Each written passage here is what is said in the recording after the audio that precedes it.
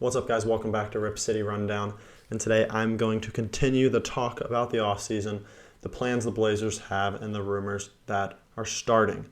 And today we are going to talk about another possible free agent addition in restricted free agency. We talked about Deandre Hayden about a couple days ago prior to the draft lottery and if the Blazers should go after him. Today we are going to be talking about another guy that is not quite in his prime yet, young, coming off a most improved caliber season, and that is Miles Bridges.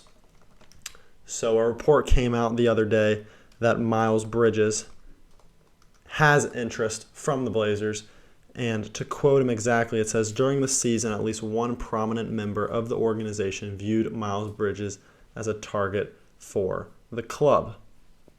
Now, Miles Bridges is coming off a stellar year.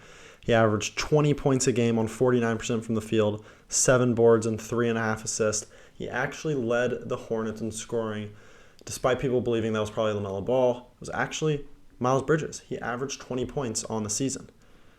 And that's coming off a 12 points per game season in 2020 and a 13 points per game season in 2019. So he took a major jump. And if it wasn't for the likes of Jordan Poole's, John Morant's, Desmond Bane's, and people like that, he very well could have been in the most improved player conversation. He's just 24 years old. He's 6'7", 6'9" wingspan. He fits into that wing mold that the Blazers need perfectly. He's more of an offensive player than a defensive player, but he still brings a good amount on defense. So, with that being said, should the Blazers go after him? What's the price tag? And what is my opinion on it? I believe that the Blazers should target Miles Bridges, but we must not overpay. If we overpay for a guy like Deandre Hayden, I wouldn't necessarily be too mad because Hayden has star potential on him. While Miles Bridges still averaged 20 points per game, he's not going to be an all-star probably in his career. He's going to be a very, very, very good role player, I think, for the next 6 to 8 years. I would look at him as a guy that could get a contract like Anthony Simons, somewhere around the $20 to $22 million a year. But if he wants more than $25 million, I'm cutting the cord on that, and I'm not going after him. I don't want to overpay for a guy. While a wing would work well with this team, I just don't want to overpay for a guy that's not going to come in and drastically change the team. He would help a lot, but I don't want to drastically try to change him. Another guy from the Hornets that the Blazers were targeting or could target in the offseason and have expressed interest in the past couple months is Cody Martin.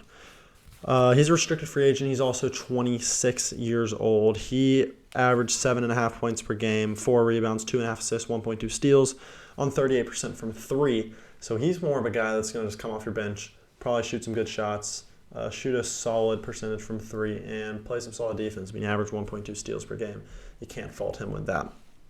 But that was just another guy that I saw that the Blazers could express interest in from the Charlotte Hornets. But back to Miles Bridges, I think that the Hornets will want to keep him. I don't think this is realistic. I think when it comes to realisticness of the guys we've talked about Zach LaVine, we've talked about Deandre Hayden, and we've talked about Miles Bridges. I think Deandre Hayden is the most likely guy the Blazers get. All of these, I would say, are more likely not going to happen than going to happen. But if the Blazers were to make a big move, well, there's actually 4 guys. I throw in Jeremy Grant in there. I haven't made a video on him in a while because he was a guy that we thought the Blazers were going to get the trade deadline. But Jeremy Grant is the guy that I think is most likely going to come in and be on the Blazers next year. If I had to choose a guy that's got like the all-star caliber-ish talent, like that tier of players, Jeremy Grant's the most likely guy to get. So expect that in the offseason. Next is Deandre Hayden. I think that is probably the biggest guy we could go after. After that, I would say it's probably, at this point, it's probably Zach LaVine.